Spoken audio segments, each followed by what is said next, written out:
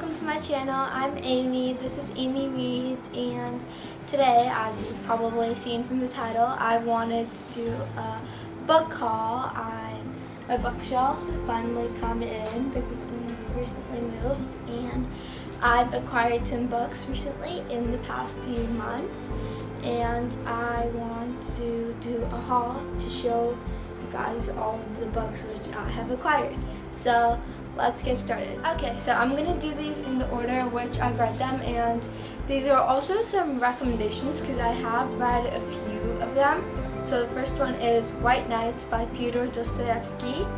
I have read this already. It's pretty short and I have tabbed it up. I really enjoyed this. This was a really good book in my opinion. This is a really great short story. It says a lot in a very short amount of pages. So I'm just gonna read the back because I don't really want to spoil much because it's so short. But two devastating Russian stories of solitude, unrequited love, and depravity from beyond the grave. So that is White Nights, and basically it's about, I'll tell you guys a little bit what it's about. It's about a man and another girl, and it's about his imagination. He has a really vivid imagination and his unrequited love for her, and she doesn't love him back in it. It's about how it feels to love someone and not have them love you back because she's out. And I'm not going to say more than that. The emotions are really raw in this book. It's really beautiful. This is the Penguin Little Black Classics edition. I'll show you some of my annotations. I love the first page. It says, "My God, a whole minute of bliss. Is that really so little for the whole of a man's life?" Because, wow, it just makes me realize that 1 minute of bliss, we should really be appreciating what we have given to us, because 1 minute of bliss is not so little as we think it is. And yeah, here are some of my annotations. I've topped it in one color. It's a really good book. I highly recommend it. I'll read the first sentence because I love the first sentence of this. Okay, the first night. It was a wonderful night, the kind of night, dear reader, which is only possible when we are young. Okay, that's White Nights by Fyodor Dostoevsky. Second book, which I've gotten, I've also read actually, and it's another Penguin classic, Black Classics, is Letters to a Young Poet by Rainer Maria Rilke. I have annotated this, but I haven't put my tabs in yet because I just finished it recently. I recommend that everyone should read this. This took me a while to get through because do not be fooled by how short this is. This is one weapon of a book. This is, oh my God, Rilke, he molds words so beautifully in this book. He talks about solitude in such a way that makes it seem so quintessential to the human being. I've never heard it talked about in this way before. He talks about it in a way that we should appreciate it, and he talks about how it's necessary for the growth of love and sexuality, and he's talking about it in such a wonderful, beautiful way. I absolutely love it. I went to there's a lot, Rilke has a lot to say, and I had a lot to annotate with this book. And I think that's a really good sign, because whenever I feel like there's a lot to write about a book, it really means the book is saying a lot to you, and I think that's a really good sign that the book's speaking to you, you know? And this book really did that. I've read, it also has his letter from a young worker in it, but I've only read Letters to a Young Poet, so I have a tab thing, which I just use as a bookmark in there. I'll read the back. At the start of the 20th century, Rainer Maria Rilke wrote a series of letters to a young officer cadet, advising him on writing, love, sex, suffering, and the nature of advice itself. These profound lyrical letters have since become hugely influential for writers and artists of all kinds. This book also contains the letter from a young worker, a striking polemic against Christianity written near the end of Rilke's life.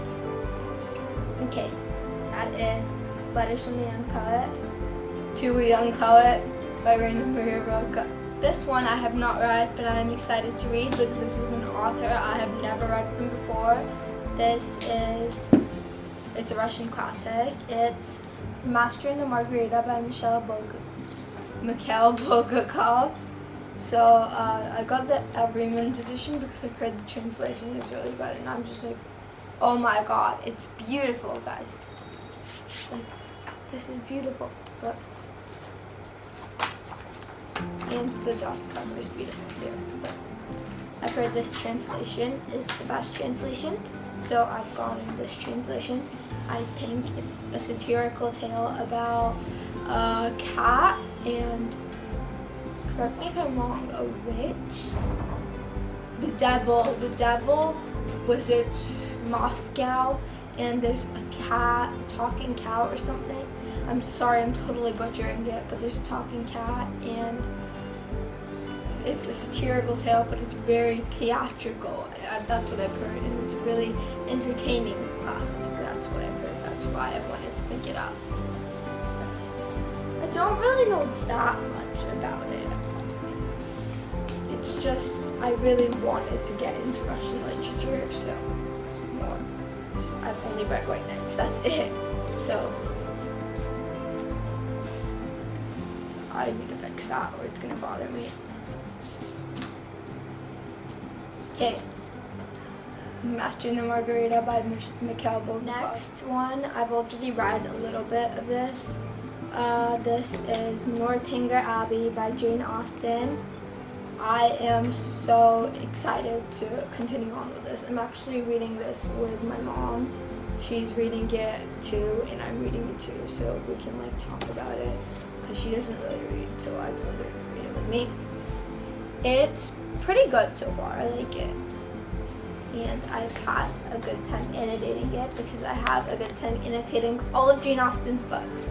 I'm about on page 40, 50, like around there. I love Jane Austen. Jane Austen is my favorite author. Like, not my favorite, but one of my favorites.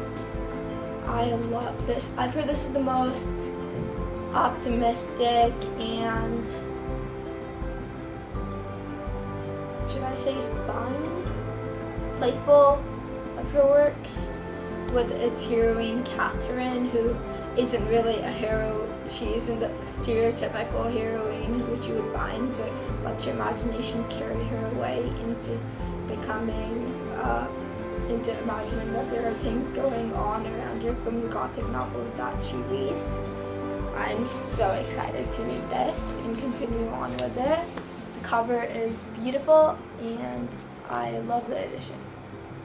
This is Northanger Abbey. I figured I'd do this one next because this is the same book. This is Northanger Abbey by Jane Austen, but we have two copies. I've acquired two copies, one for me to read and one for my mom to read. I'm reading Penguin Black Spine because it's easier to annotate, and she's gonna read the Penguin Clausebound classics because she's a very she's a very clean reader, so her books don't suffer from any damage. So, and I really wanted one of the Clausebound classics, and as she reads it, I don't think any of the design's gonna come off because I've heard that's an issue with these. But I really like the design for this one, so yeah, that's why we picked out the Clausebound classic edition for this specific novel. Okay, Northanger Abbey. Okay, this next one is one I've also started. I've put a few tabs in it.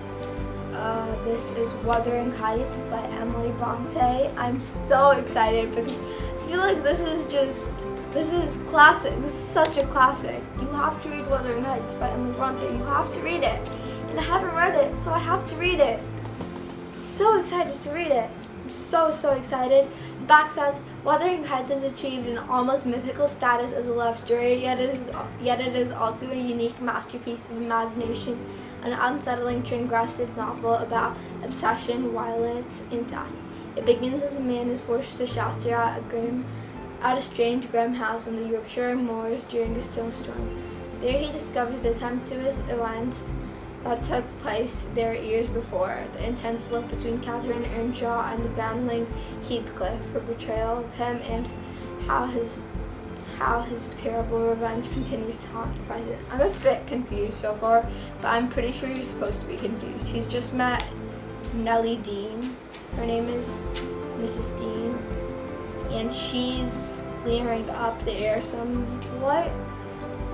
I've been confused. The family dynamics are quite confusing, and on the back it says Catherine Earnshaw, and I've been convinced that this book is about Catherine, the intense love between Catherine Earnshaw and Heathcliff my whole life. But in the book it says Catherine Linton, so I'm a bit confused, and it says that was her maiden name, but I don't know. Maybe it'll clear itself along the way. I like the writing. It's different. It's different to Jane Austen's, but I feel like it sort of reminds me of hers because it's similarly structured, but it's like less vivid in some aspects, but more vivid in other aspects. That's a very bad description, I'm sorry, but there's some really, like, I love the way she says speak, like, she says at one point, can't find it, but she writes some, Emily Bronte writes something like, it could not be deciphered whether his face was grim or whether it was just one of those that was not able to convey the language of its soul. Like, oh my god, brilliant. So excited to read this. This is the Penguin English Library edition because I thought it was really pretty. Yeah, Wuthering Heights by Emily. This is probably one of the prettiest books I've acquired recently, and one of the ones I am most excited to read, like most excited, because I've heard beautiful things about this, beautiful things, and I'm sure it's a beautiful book. I've read the preface, and oh my god, it's beautiful. I'm so excited, and it's The Picture of Dorian Gray by Oscar Wilde. This is the Barnes & Noble Flexibound. It's just so beautiful. The back says, if it were I who would always be young in the picture that was to grow old, for that I would give everything. Oscar Wilde, Picture of Dorian Gray. This is such a beautiful copy. Oh my god. I absolutely love it. I've read the preface and I wrote some notes in it. This is about I know what this one's about. This was about a young man called Dorian Gray, and he's very obsessed, I should say, with the aesthetic life, the aesthetic side of things, and I don't know how it comes about, but there's a picture of him that ages and he doesn't age, and it's about really what impacts indulging in one life and neglecting the other life, living a double life and neglecting importance and value and indulging in aesthetics can have on a person. That's what this is about. I'm so excited to read this. Okay, The Picture of Dorian Gray. This is by an author I've just read recently. I just showed you one of his books, and it is The Dark Interval by Rainer Maria Rilke. I am so excited to read this. This is lesser known. I found out about it from one of my favorite booktubers, Emmy reads. Her name's Emma. Yeah. Her channel's really good. Anyway, so it's one of her favorite books. Well, not one of her favorite books, but I think she recommended it in one of her videos. And when I heard about it, I was like, oh my god. Because it's The Dark Interval, Letters on Loss, Grief, and Transformation by Rainer Maria Rilke. I was like, oh my god, that's perfect. I need to read that. Letters on Grief, Loss, and Transformation. that's beautiful. Like, I feel like grief is such a transformational time period in our lives. It changes so much about ourselves, and it impacts us in such heavy ways and influences our characters so deeply and profoundly that I just have to read this. So, it's like Interworld by Raina Maria Roca. I love the cover. It's beautiful. This one I have started. It's the second in a series, and I love the first book in the series so much. I am so excited to read this. This is my current read. Oh my god. And if you have not read the first book, you have to read it.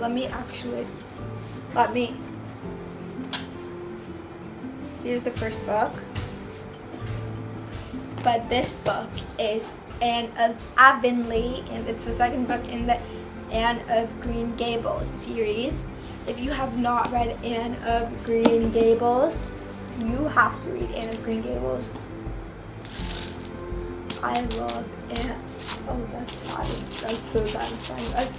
I love Anne of Green Gables so much. I've read it only recently. All of my friends, like, not all of my friends, but some of my friends have read it as they read it as children, like younger children, and I was like, okay, I should read it, and I was like, oh my god, this is amazing. I did not realize that it was such a beautiful book before I read it, and I'm so excited to read Anne of Avonlea. This is about Anne's experience as a school teacher.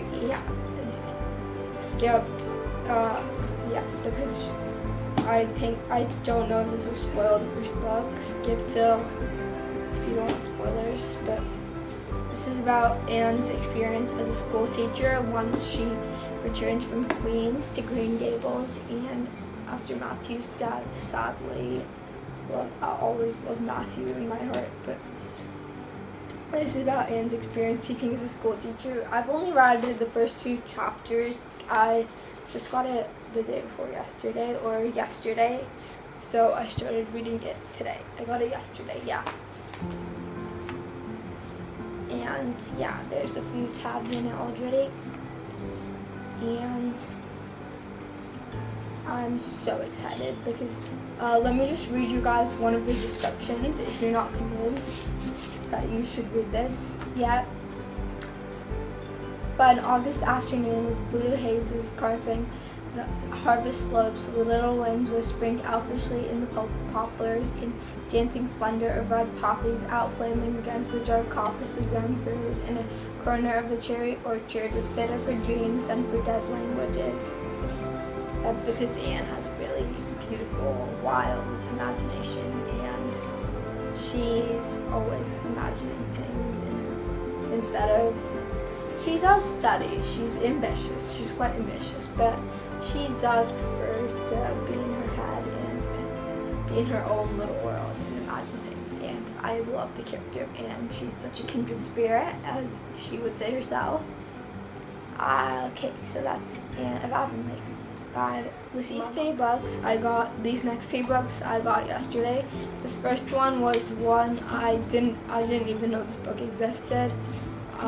But it's from the Penguin Archive series, and I really wanted to get a book from this series, and it's by Jane Austen. It's I think the title is just so ridiculous and funny. The History of England by a partial, prejudiced, and ignorant historian, which refers to herself, of course. I'm so excited to read this because I just want to read everything Austen ever wrote, and that's like one of my goals. And I didn't know this existed, and I saw this. I love the edition. It's so beautiful. I love this like little cover. And the back says, in Jane Austen's breezy and entirely biased telling of English history, Mary, Queen of Scots, is scandalously wrong victims. Elizabeth I is a wicked villain, and most historical facts and dates are cheerfully disregarded. It is accompanied here by other riotous pieces in which young women steal money, escape from prison, agree to marry 2 men at once, faint, and repeatedly run mad.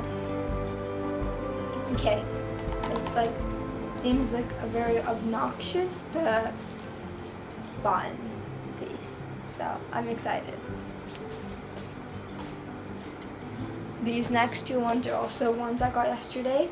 First one is Madonna in a Fur Coat by, I'm probably gonna butcher the name, I'm sorry, Zebahattin Ali.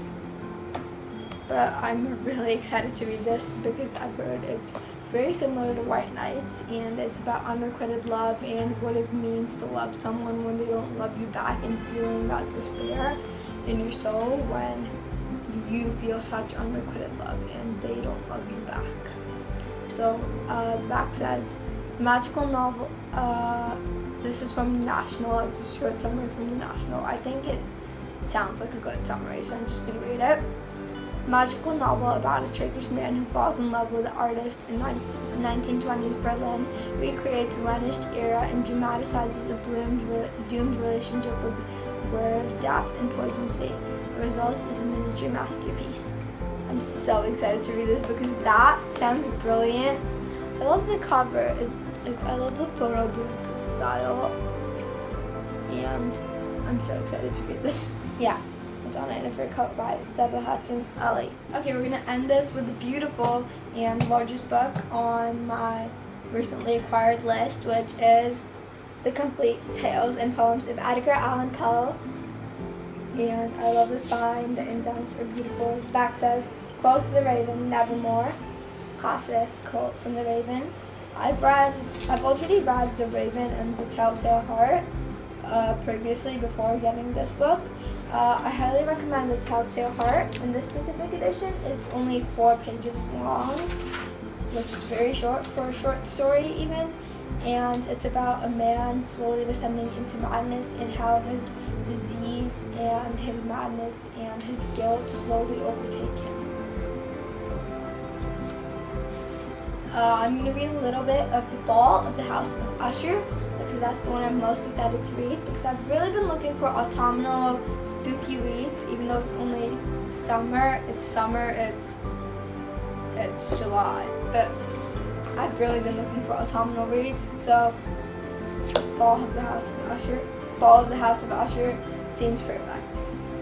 During the hull of a dull, dark, and soundless day, in the autumn of the year, when the clouds hung oppressively low in the heavens, I had been passing alone, on horseback, through singularly dreary tract of country, and at length found myself, as the shades of the evening drew on, within a glimpse of the melancholy House of Usher. I knew not how it was, but with the first glimpse of the building, a sense of insufferable gloom pervaded my spirit. I say insufferable, for the feeling was unrelieved by any of that half-pleasurable because poetic sentiment which the mind usually receives, even the sternest natural images of the dissolute or terrible. I looked upon the scene before me, upon the mere house and the simple landscape features of the domain, upon the bleak walls, upon the vacant eye-like windows, upon a few rank sedges, and upon a few white trunks of decayed trees, with an utter expression of soul which I can compare to no earthly sensation more properly than the after-dream of the reveller upon opium, the bitter lapse into everyday life, the hideous dropping off of the whale. It's beautiful prose, and it's very approachable, so I'm so excited. And yeah, that is The Complete Tales of Edgar Allan Poe. Okay, thank you for watching, and I just want to say happy reading and happy writing. Thanks for watching.